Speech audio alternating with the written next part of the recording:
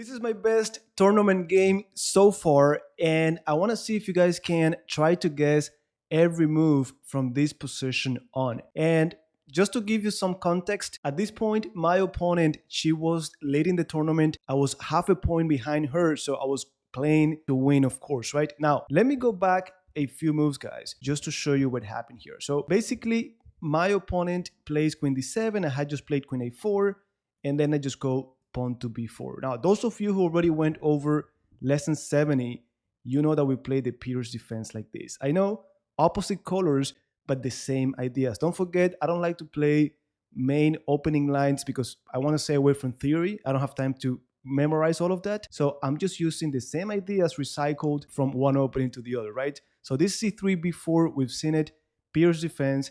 Now, after pawn to f6, avoiding any 95 after pawn to b5, then I just went ahead and put my king in safety. Here, my opponent plays castle queenside, and we've had like 3-4 lessons on how to play these opposite side castling attacks. Time to strike the center, kick the knight out, and my opponent all of a sudden plays bishop takes, and knight f to d4.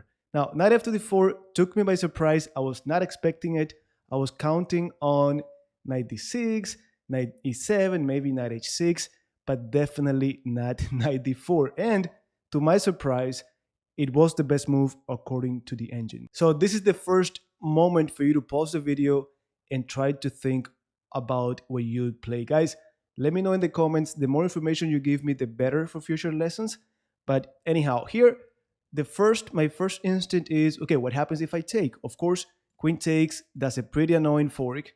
Then I'm thinking, what if I just put the bishop back? Not a big deal. Well, fork, he gets one of my bishops, and only then I remembered what I've been telling you guys for a long time now.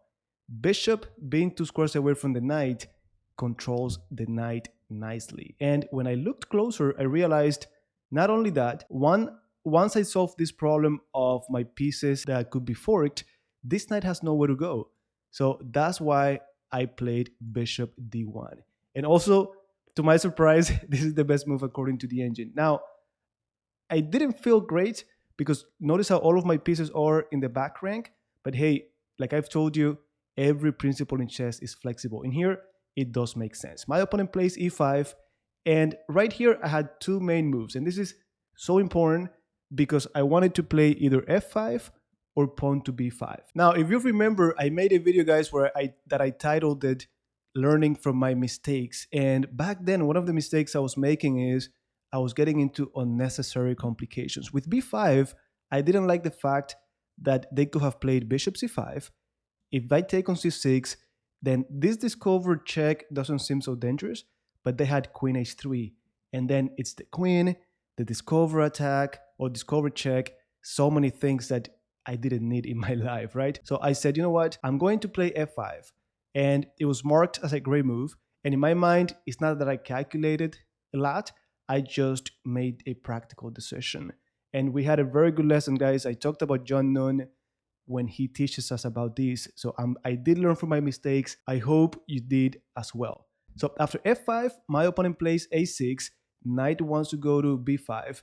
And now, of course, it's very nice to develop by controlling b5 as well. My opponent plays a5, mistake.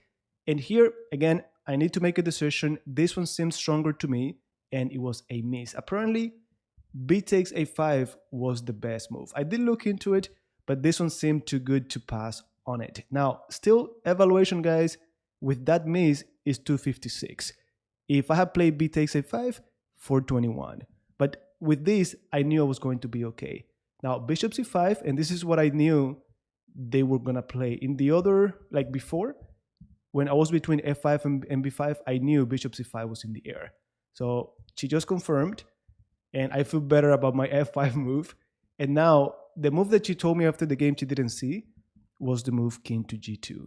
So I realized that these two were being attacked. There's only one counterplay that they could get from this discover check. I took that away from her, and this move could never occur. Very important, guys. I did calculate into this, and I didn't see anything really good for her, but still I didn't want to risk it. I'm like, king g2, good enough, I'm not gonna risk it. Now bc6, 375, king g2, 326. I didn't do the best move, but this is good enough. So after king g2, knight b8, give me the knight finally, they take, and now this is one of the most important parts of the game because I found a brilliant move. Pause the video, give it a few minutes, see if you can find it. Well, if you did what we've been reinforcing so much, guys, in this channel, you should be looking at, you should evaluate the position, you should look at your candidate moves, and this should be one, but bishop b3 should be also a move. Take my rook, I'm going to pin you, and of course, it's not about this cheap trick, it's just that with this move, I get to improve my bishop for free with a tempo. So queen gets out the way, bishop e6, knight d7. And now I was so close to just take threatening checkmate, but I didn't like the fact that after I took, they had king b8. The engine says this is the way to go, and then rook b1. But I said, let me keep it simple. Just move my rook. You see, inaccuracy. Oh, actually b6. Okay. So rook b1 still winning by 481. Queen h5.